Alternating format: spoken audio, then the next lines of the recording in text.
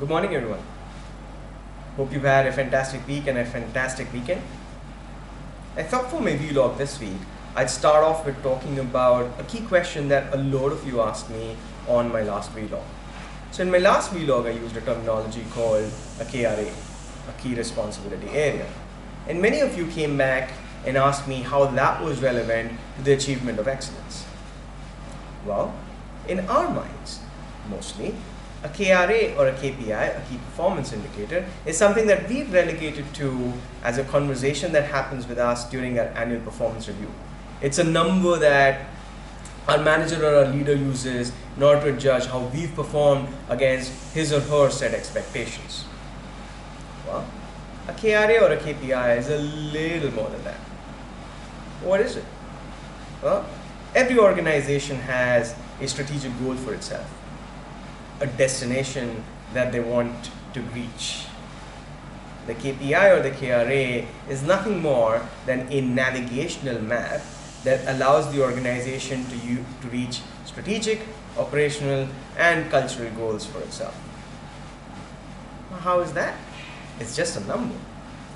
Well, let's understand what a KPI or a KRA is, and we'll just start using the word KPI for now in order to avoid confusion. Every organization, as it starts off, has a goal that's set for itself. I want to be debt free by the end of this financial year. It's a good goal. Now, in order to achieve those goals, every organization defines certain critical success factors for itself. I want to be able to generate 20% more revenue this year. I want to decrease my cost by 30% this year, etc., etc., etc. Every organization is also going to be able to measure something beyond just the performance on those outcome measures themselves.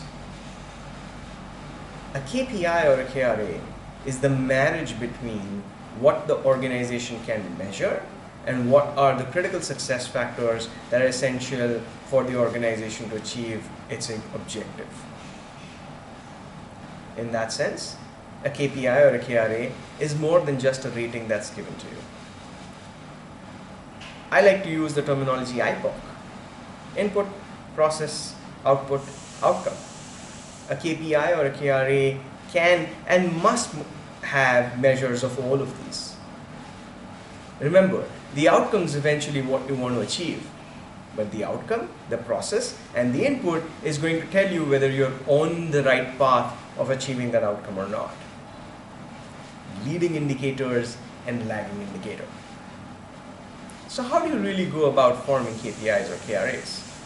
It's a simple process, and yet can get very complicated very quickly.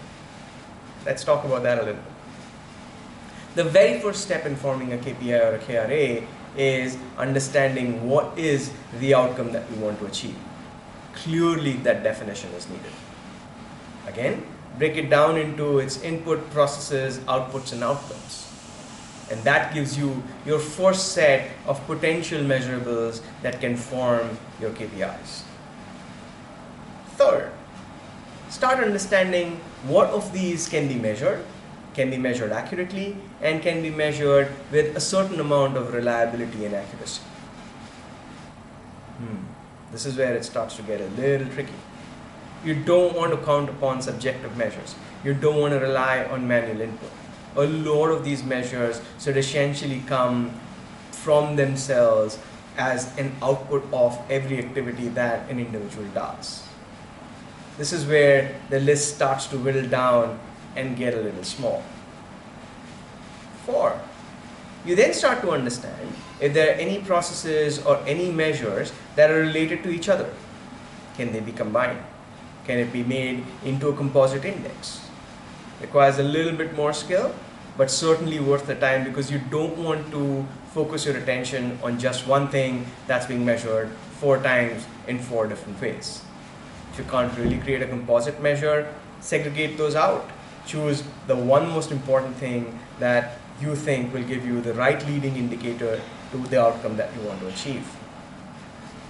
Next, you want to make sure that you clearly define both the methodology as well as the measure itself. This is one step that is missed out by a lot of individuals and a lot of managers and leaders.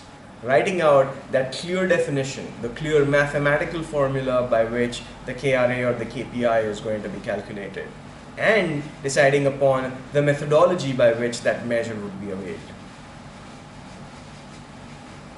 It's time now to communicate. Make sure that every individual in your organization not just understands what the KPI or the KRA means, but is also equipped to understand the meaning behind it as well.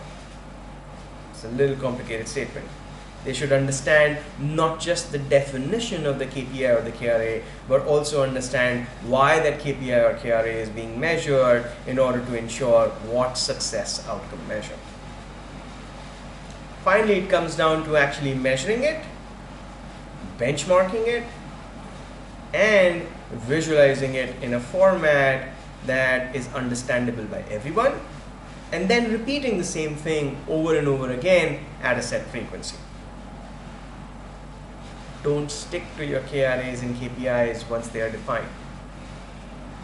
Anybody who sticks to the one number will very quickly realize that number can most often be gamed by individuals working for them, or by circumstances in which they're working for.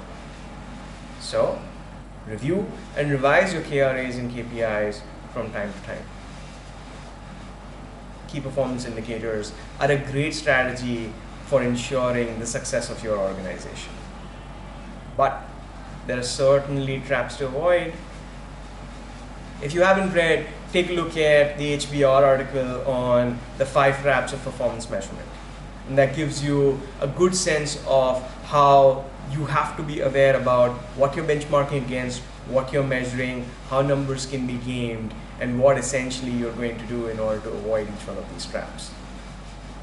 Certain KPIs and KRAs may not necessarily need to be numbers. You must look beyond the numbers as well. Perhaps the one most important thing that I can talk to you about is that KPIs and KRAs shouldn't just be outcome measures. They shouldn't just be lagging indicators. Unless you make KPIs and KRAs to be leading indicators, to be that guidance path for you that tells you where you're going, success will be difficult. So go ahead, form your KPIs and KRAs, talk to me about them. Tell me your views on how you've created these KPIs and these KRAs. I'll try and give you some examples of how I think about them. Cheers, have a great week, enjoy.